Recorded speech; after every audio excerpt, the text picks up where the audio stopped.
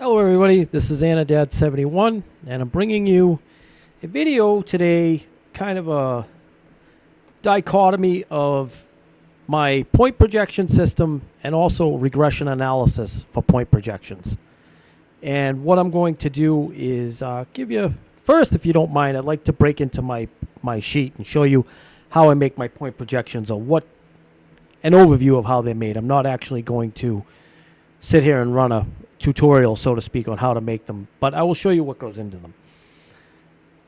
What I do first is I take the player, the position, the player, the name, right, the salary, etc., and I weight it against the DVP.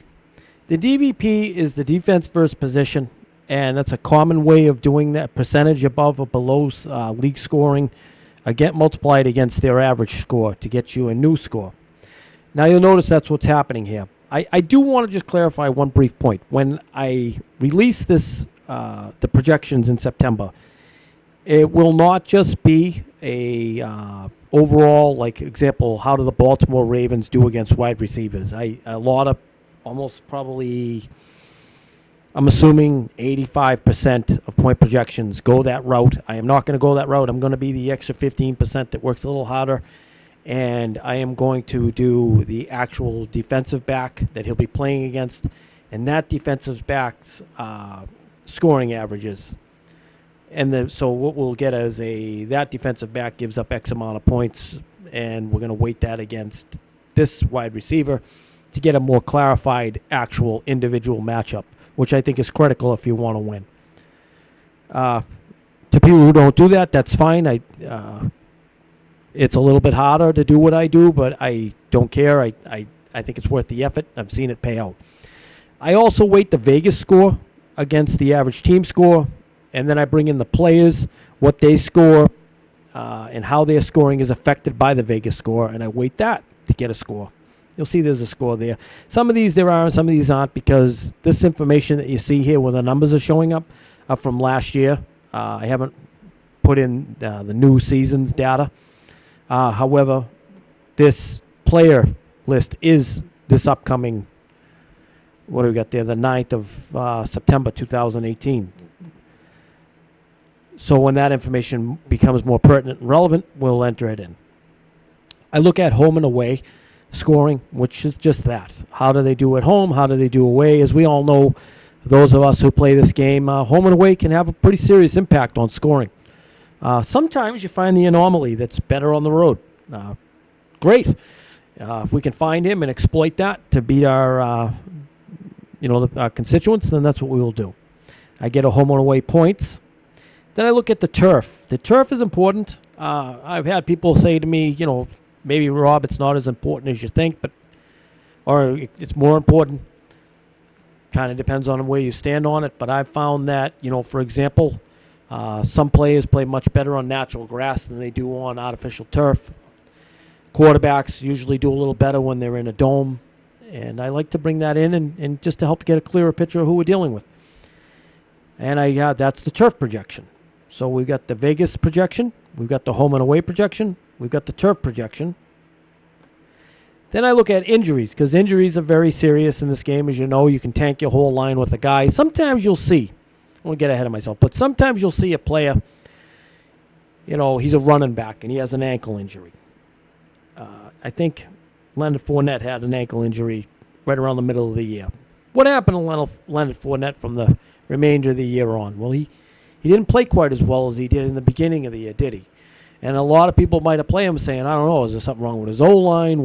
They changed up their schematics. What's going on? But I think 4-for-4 football and Chris Rayborn and the guys over there pretty much summed it up. And for those players who didn't take the time to read it, well, shame on you, because they actually explain how injuries impact positions and specifically certain types of injuries. And an ankle injury is the type of injury you really want to hone in on a running back. How about a soft tissue injury to a wide receiver? You think that a stretched hamstring might slow Odell Beckham down? I can tell you it's going to slow him down. But sometimes he gets back in the game, and you'll say, oh, okay, well, look, Odell's back. He's gone through the protocols, and he's ready to play. and you put your money on him, and he doesn't play quite as well, or they hold him back a little bit, which is, understandable from a team's perspective, because they want to be safe with their guy. He's an incredible player, and we don't want to do something, push him back to an injury and hurt him worse. Well, long story short on that, I don't want to get too winded, but essentially what is, if they show up, there's a certain percentage of impact to fantasy points an injury does per position. In general, I've implemented those to get a score of how that person may do when they're injured. Okay? I've also added in wind. Over here you'll see wind speeds over 15 miles an hour, because I know that impacts passing games, and I think most of us are probably smart enough to know that. But how does it impact scoring? Well, I went and did the homework on it and figured out how it impacts scoring, and I've added it in. So this right here is, I have the weather. Well, I'm sorry, this is home and away with injury. This is home and away and turf with injury. And this is my final projection, which is basically this here, all the impact together.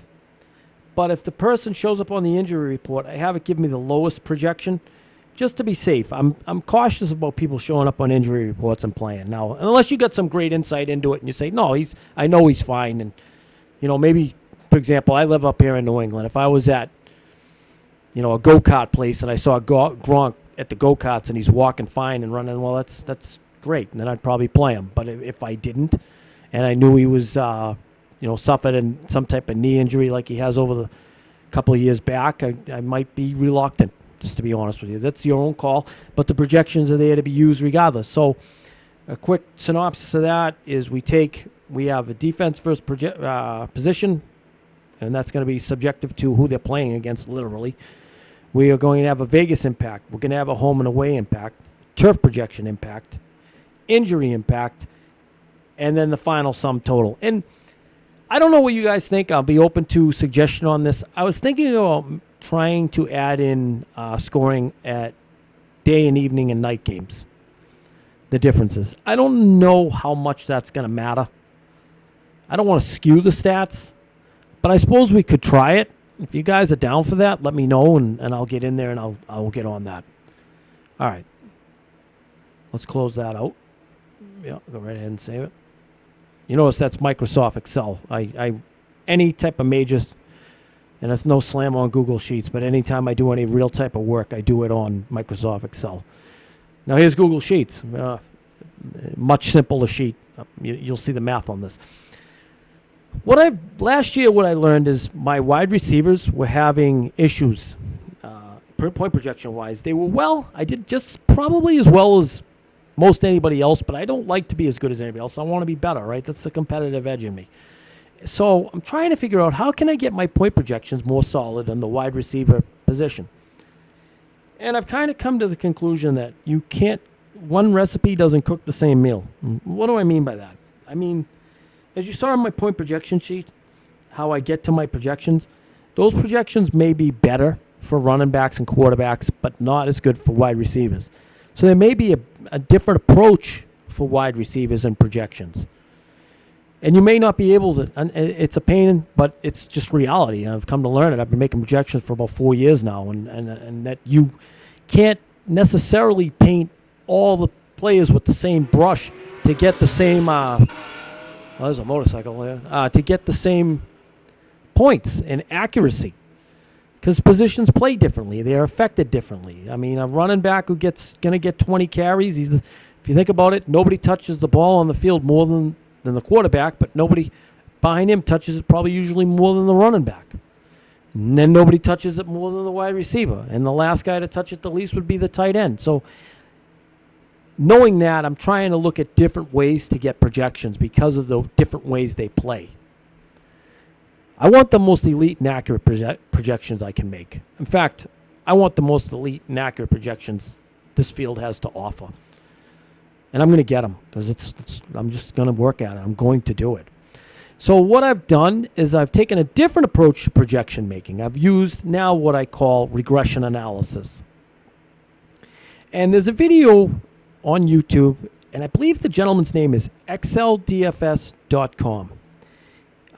He's a really nice guy. If you watch his videos in the comment section, and you'll see me down there bothering him all day and all night with questions. But I really wanted to learn what he was doing because it's fascinating to me. It's a new way of making projections that I haven't seen before. It's not waiting what a defense does against a position, or, even like I said, the more specific, what does Captain Munnerlyn do against Julian Edelman? No, we're looking at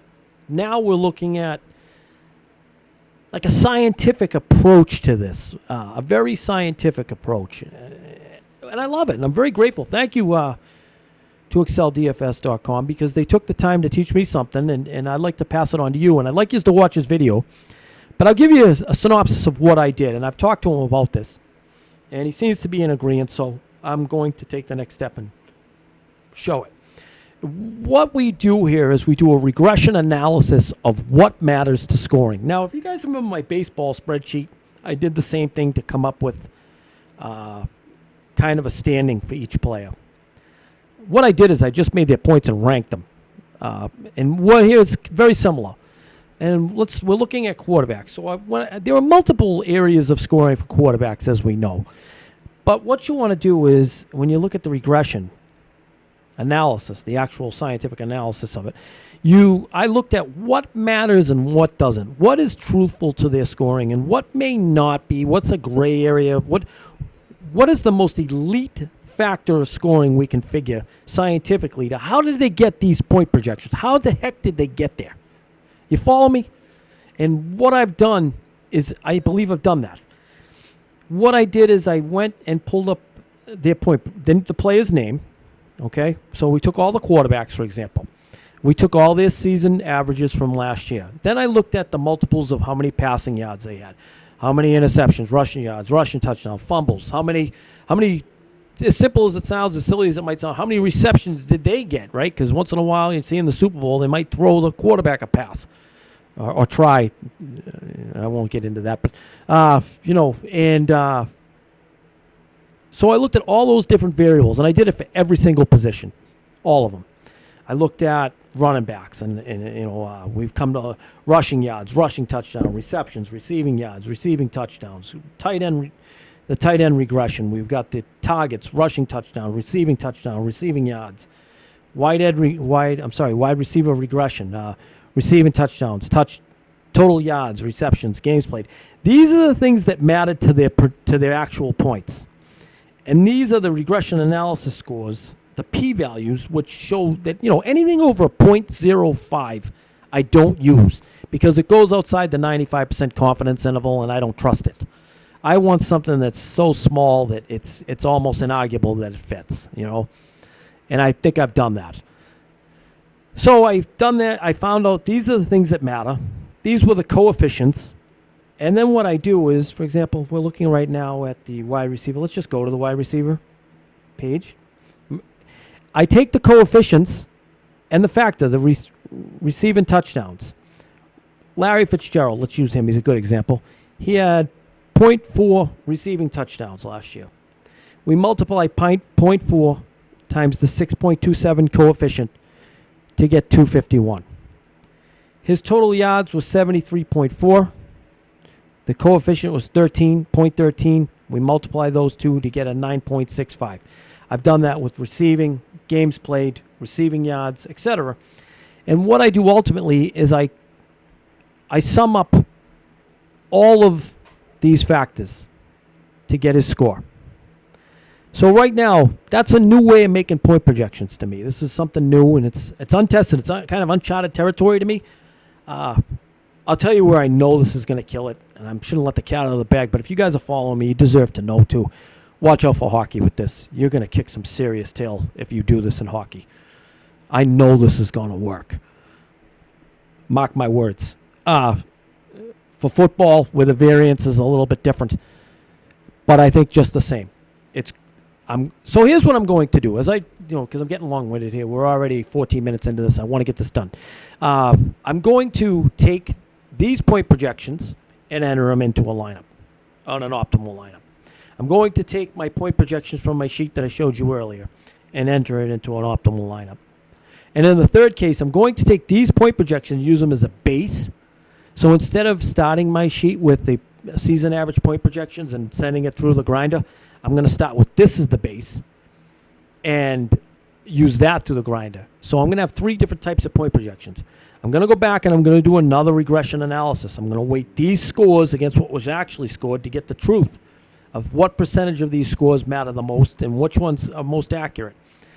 We're going to track that for about 5 weeks because we want to get as accurate as we can. One small sample size is very difficult. Actually, even a season's probably good, but we're going to, by 5 weeks, I think we'll have a pretty good idea of what's going on. And ultimately, we'll probably stay the course with that on our cash games. Okay, so listen, here's what we're going to do. The sheet itself isn't for release right now because we're way too early. When it comes out, I will release these point projections that you see here. I will release the these here sent through the grinder, so do I speak, on my sheet as a second form of point projections, and my point projections as they stand with just using the the season average is your starting point. So we're going to come up with 3 different sets of point projections. If you guys are interested in getting on board, I'll let them go for probably about $2 a week, I guess, if you want all 3 sets. I'm not going to... I'll show you how to make an optimizer. I think I might have already made one on here, but if I haven't, I'll make one. So take about 5 minutes. And I'll give them to you. And you can run them through and you can see what you can do. You can always enter them to Roto Grinders Optimizer too if you want, and just put them in that way. I don't care how you do it. But I'll give you the 3 sets of projections. Like I said, we're not just going to say, yeah, okay, we got projections. It's not going to be like that. We're going to track these. I'm telling you guys right now, I'm just so committed to being in it. I don't know it's going to take some work, but I want to be the very best and most elite person at making point projections in DFS. That's my goal. I don't even care if I win $1 million in it. I want to be the best at this. This is what I care about. And I can be. I know it's going to take some work, but I don't care. I'm willing to get into it. I want to do the work. So to that end, thank you for watching me. Thank you for following me. Always comments, questions are always available to you, and Twitter at Anadad71. And I also just want to give a quick shout out to Choppadong, who is on the DFS Army. He's been very nice to me over the past few weeks. I've been kind of picking his mind with some questions, and he's extremely knowledgeable. I believe he's an ex-poker player who came into this, which is not the first. I've known of several players that have done that and found success in this game. But I am not a member of the DFS Army at the current time, and I am, I am not affiliated with them. But as you guys heard me give plugs to people in the past, I want to give a plug to them as well. I do think they're very good. I like the DFS On Demand. Another guy. Hey, if you want to get out there and you want to get resources and you want a fair shake and you want to be treated well, these guys do that. I know they do because I know them to talk to them, and they know me. So God bless. Thank you all for watching, and God bless Boston. Unfortunately, if you're not on the Patriots or you're not in New England, your team's probably going to lose this year. All right, be safe, everybody. God bless.